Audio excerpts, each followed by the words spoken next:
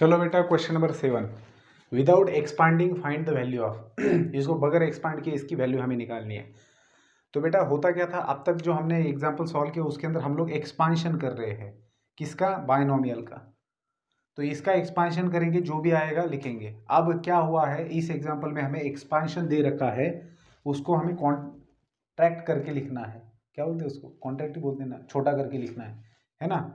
तो अभी ये फैला हुआ है, इसको जमा करके लिखना है बायनोमियल के फॉर्म में, ठीक है। तो इसीलिए कहा है कि विदाउट एक्सपांडिंग आप इसको पहचानिए कि कैसा है। विदाउट एक्सपांडिंग मतलब इसको एक्सपांड मत करो, इसको एक्सपांड मत करो, इसको एक्सपांड मत करो, वगैरह वगैरह। तो क्यों करेंगे भैया, हम तो पैटर्न देखेंगे। देखिए ये एक टर्म है, x+1 हमारे लिए एक टर्म है, और दूसरा टर्म है x-1। अब हो क्या रहा है, x+1 का पावर अगर आप देखेंगे तो टर्म बाय टर्म डिक्रीज होता जा रहा है। जैसे पहले टर्म में x+1 का पावर था 4, दूसरे टर्म में x+1 का पावर बन गया 3, तीसरे टर्म में 2, चौथे टर्म में 1, और लास्ट टर्म तो गायब ही हो गया x+1। अब बात करेंगे x-1 की, तो पहले टर्म में x-1 था नहीं, फिर यहाँ पर खेल में आ गया x-1, उसका पावर 1 हो गया, फिर बढ़ गया, फिर बढ़ गया, और फिर लास्ट में 4 हो गया। बात करते कोएफिशिएंट्स की। कोएफिशिएंट यहाँ पर 1 था, यहाँ पर 4 है, 6 है, 4 है और 1 है। इसका मतलब NC, इसका मतलब 4C0 है, 4C1 है, 4C2 है, 4C3 है और 4C4 है। क्या मतलब हो रहा है इसका, इसका मतलब हो रहा है कि ये एक्सपांशन है बाइनोमियल का। कौन से बाइनोमियल का, जिसके अंदर का पहला टर्म x+1 है, दूसरा टर्म x-1 है, और क्योंकि प्लस माइनस ऑड है तो पहले टर्म में से दूसरा टर्म सब्ट्रैक्ट किया जा रहा है, उसका पावर है हाईएस्ट 4। समझे। तो ये इसका एक्सपांशन है। तो ये पूरे को हम सिर्फ ऐसा ही लिख सकते हैं, इतना ही, बाय यूजिंग बाइनोमियल। तो अब तो बात ही खत्म हो गई। x+1 और इसको माइनस से मल्टीप्लाई करेंगे तो -x+1^4, x कैंसिल हुआ, 2^4 कितना होता है, 16। तो 16 आ गया आंसर। सेम तरीके से ये है, यहाँ पर देखिए पहला टर्म 2x-1, ये डिक्रीज होता जा रहा है, और दूसरा टर्म है 3-2x, यहाँ पर इसका पावर 0 है, आगे बढ़ता जा रहा है। तो ये और सबका टर्म, सारे टर्म्स का साइन पॉजिटिव है, तो ये बाइनोमियल का एक्सपांशन है। कौन से, 2x-1 ये पहला टर्म है, 3-2x ये दूसरा टर्म है, और इनका ये हो रहा है फोर्थ पावर। पावर देखना यहाँ पर पहले या लास्ट टर्म में देखना हाईएस्ट पावर। तो यहाँ पर इसका कैलकुलेशन कीजिए, 2x-1 + 3-2x^4। So 2x will get cancel, 3-1 2, 2^4 again 16। तो दोनों का भी आंसर 16 ही आया है। समझे। चलिए मैं आगे का क्वेश्चन लिखता हूँ, उसको फिर डिस्कस करेंगे। चलिए बेटा देखिए, एक्सरसाइज इस एक्सरसाइज का 8, 9 और 10 क्वेश्चन सेम है। कैसे, इसके अंदर देखो आपको करना क्या है, 1.02^6। तो अगर हमें बाइनोमियल थ्योरम नहीं पता है तो इसको सॉल्व करने के लिए हम लोग क्या करेंगे, 1.02 को 6 बार मल्टीप्लाई करेंगे। लेकिन हमें बाइनोमियल थ्योरम पता है तो हम लोग क्या करेंगे, 1.02 को लिखेंगे 1 + 0.02^6। अब कई बच्चे यहाँ पर गलती करते हैं, 1.02 को लिखते समय, इसको स्प्लिट करते समय, इस मोनोमियल को बाइनोमियल में कन्वर्ट करते समय बच्चे क्या गलती करते हैं, 1 + 0.02 की जगह 1 + 0.2 लिख देते हैं। उनको समझ में नहीं आती कि भैया यहाँ पर डेसिमल के बाद में 2 डिजिट है, तो जब आप स्प्लिट कर रहे हो तो डेसिमल के बाद 2 डिजिट आने चाहिए, तभी जाके 1.02 बनेगा। अगर आप ये खा जाते हो तो ये 1.2 बनेगा सिर्फ, ठीक है ना। तो इस बात को समझना है। अब क्या करना है बेटा, ये पावर 6 है तो इसका एक्सपांशन करेंगे बाय यूजिंग बाइनोमियल। लेकिन जो भी आंसर लिखना है वो करेक्ट अप टू 4 प्लेसेस लिखना है डेसिमल के बाद में। तो ठीक है, एक्सपांशन करेंगे हम लोग इसका। मैं कैलकुलेशन कैसे करना है इसके लिए आपको बता रहा हूँ, कई बच्चों को शायद डेसिमल के पावर में दिक्कत आ सकती है, इसलिए मैं इसको सॉल्व करके बता रहा हूँ, ठीक है ना। क्योंकि 8, 9 और 10 तीनों भी सेम है, तो 9 और 10 आप लोग खुद कर सकते हो। देखिए तो पहला तो 1 है, ठीक है ना, तो 1^6 रहेगा आपके पास, प्लस 6C1, तो 6C1 × 1/5 लिखने की जरूरत नहीं है, 0.02 आएगा, प्लस 6C2 0.02 स्क्वायर। समझ रहे हो ना, मैं 1 का पावर डिक्रीज होते जा रहा है, पहले 6 था पर 5 होगा, वो लिखने की जरूरत नहीं है क्योंकि मल्टीप्लीकेशन के टर्म है। फिर 6C3 आएगा, 0.02^3 आएगा, plus 6C4 0.02^4, plus 6C5 0.02^5, plus 6C6 0.02^6।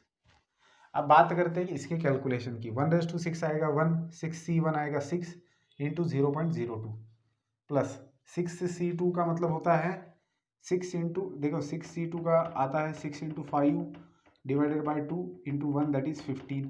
फिर 6C3 आएगा 6 5 4 3 2 1 तो ये आएगा 20, ठीक है। 6C4 आएगा 6 इंटू 6C4 और 6C2 सेम आएगा दैट इज 15। 6C5 आएगा 6 और 6C6 आएगा 1। चलिए कोएफिशिएंट मिल गए। 6C2 का वैल्यू आता है 15 into 0.02 raise to 2 plus 6C3 का वैल्यू आता है 20 इंटू 0.2 रेज टू 3। देखो आप इसको ऐसे भी लिख सकते, ठीक है मैं आपको बताता हूँ बाद में। 6C4 का वैल्यू आता है 15 0.02 raise to 4 plus 6 into 0.02 raise to 5 plus 0.02 raise to 6। अब यहाँ पर देखिए बेटा, ये 1 प्लस इसका तो कुछ नहीं होगा, ये होगा सीधा 0.12, ठीक है। अब इसमें क्या होता है, देखिए डेसिमल के बाद में कितने डिजिट्स है, 2 डिजिट्स है, तो 0.02 को आपका स्क्वायर करना है तो 2 का स्क्वायर तो 4 बन जाएगा, ठीक है। लेकिन 0 डिजिट्स कितने आएंगे, 0.004। अगर आपको ये ऐसे नहीं समझ में आता है, जो जैसे फिजिक्स वाले लिखते हैं वैसे भी आप लिख सकते हो। 0.02 को आप लिख सकते हो 2 इंटू 10⁻² होल स्क्वायर, तो 2 का स्क्वायर बनेगा 4 इंटू 10⁻² का स्क्वायर बनेगा -4। तो इसका मतलब क्या होता है, 4 को कंसिडर करके 4 डिजिट पीछे आना है, दैट इज 4000 और ये 0.0, ठीक है ना। तो ये बन गया आपका 4 इंटू 10⁻4 का 0.004। तो सिंपल आपको बता देता हूँ, ऐसे दोनों भी तरीके मैंने बताया है। अभी यहाँ पर देखिए प्लस 15 है तो ये क्या बनेगा 0.0004 प्लस 20 है, 2 का क्यूब कितना आता है 8 और डेसिमल के बाद कितने डिजिट है 2, तो 2 इंटू 3 करना है दैट इज 6।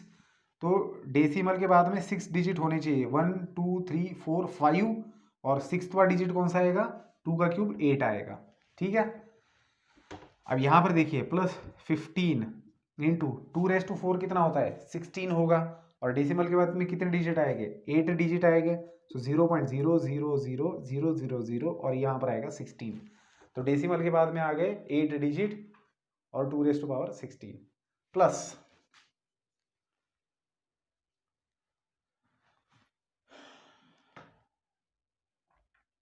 6 इंटू 2⁻5 कितना होगा 32, तो डेसिमल के बाद में 10 डिजिट्स आएंगे 00000000032 प्लस 64 इंटू 0.00000000 एंड 64, ठीक है। अब बेटा आप लोग इसका एडिशन करेंगे, सबसे पहले तो इससे इसको मल्टीप्लाई करेंगे और फिर एडिशन करेंगे। तो यहाँ से आगे तो आ जाएगा आपको, या करके बताऊँ 1 प्लस 0.12 प्लस इनका अगर आप मल्टीप्लिकेशन करेंगे तो 15 4 ज़ा 60 होगा, ठीक है।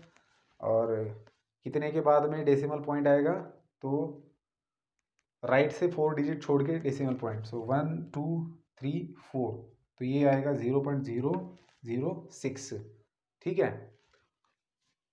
प्लस यहाँ पर 2 से मल्टीप्लाई करेंगे तो एक डिजिट आगे जाएगा दैट इज 0.00008 होगा, ठीक है। और 2 से मल्टीप्लाई करेंगे तो 16 बन जाएगा, दैट इज आपको मिलेगा 0.00016। समझ में आ रहा है। फिर यहाँ से 15 और 16 का मल्टीप्लाई कीजिए, जितने भी डिजिट्स आएंगे, देखो इनका मल्टीप्लाई करने के बाद में जो भी मल्टीप्लिकेशन आएगा उसके राइट से इतने डिजिट छोड़ के आपको डेसिमल देना है। जैसे मान लीजिए कि 15 और 16 का मल्टीप्लिकेशन आता है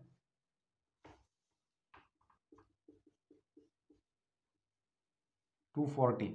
अब कितने डिजिट से 1 2 3 4 5 6 7 8 डिजिट से, तो 3 डिजिट्स ऑलरेडी अपने पास है, तो 1 2 3 1 2 3 4 5 6 7 8 डिजिट छोड़ के देना है।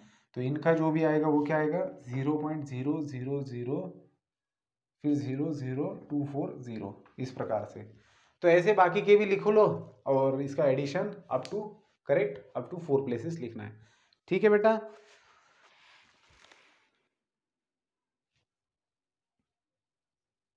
तो अभी मजा बताता हूं आपको मैं। अभी क्योंकि हमें क्या करना है बेटा, हमें ये करेक्ट अप टू 4 प्लेसेस ही लिखना है, तो मुझे बताइए आगे का मल्टीप्लिकेशन करके लिखने की जरूरत है या नहीं? बिल्कुल भी नहीं है। क्यों नहीं है? क्योंकि नहीं पड़ सकती है ज़रूरत, क्योंकि अगर एडिशन करते समय अगर पावर देना हो तो रेज्ड जो होता है करना पड़ेगा सब कुछ, है ना, नहीं तो गलत हो जाएगा, तो सभी कुछ करना पड़ेगा। ठीक है, तो इस प्रकार से यहाँ पर हमारा ख़त्म हो जाता है ये क्वेश्चन नंबर 8। हाँ, अभी क्वेश्चन नंबर 9 थोड़ा सा कैलकुलेशन ही है और कुछ नहीं है, बाकी तो बातें सेम है।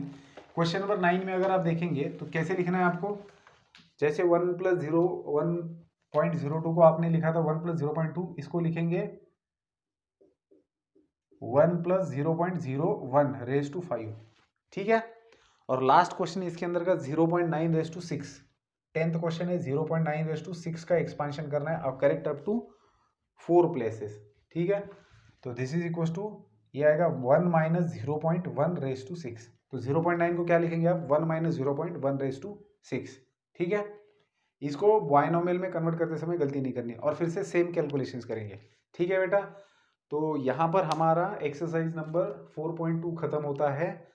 तो हम लोग अभी मिलेंगे नेक्स्ट वीडियो में with the new concept, that is the general term of binomial expansion and middle term के बारे में देखेंगे। ठीक है, गुड बाय।